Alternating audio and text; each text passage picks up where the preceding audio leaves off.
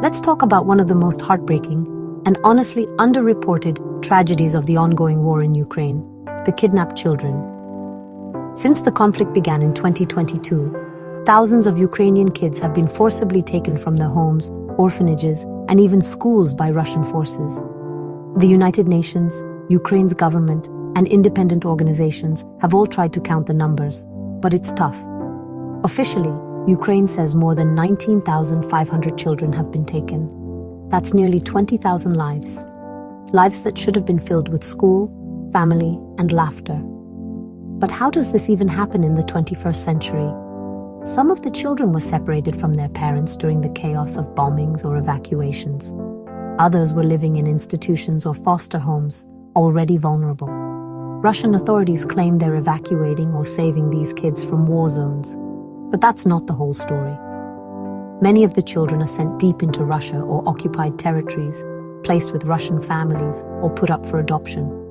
Some are even given Russian passports, new names, and told to forget where they came from.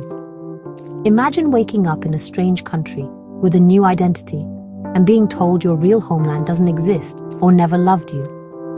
For a child, that's not just confusing. It's a trauma that can last a lifetime.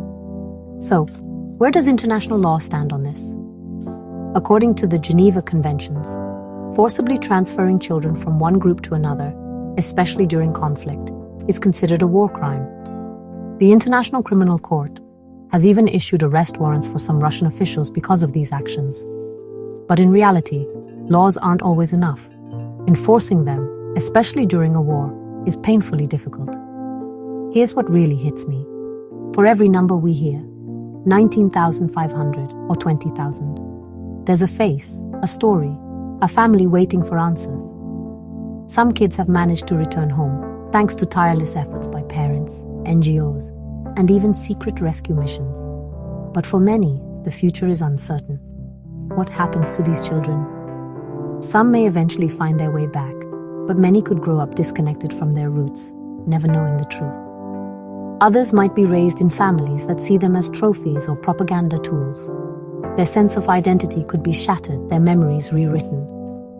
And yet, there's hope. Every day, Ukrainian activists, international lawyers, and journalists are fighting to find these kids, tell their stories, and bring them home. The world is watching, and the more we care, the harder it is for these stories to be erased. This isn't just about international law or headlines. It's about children, about families, about the right to grow up in safety, with love, and with the truth. If you're moved by this, share these stories, talk about them, because the more we remember, the less likely it is for these kids to be forgotten.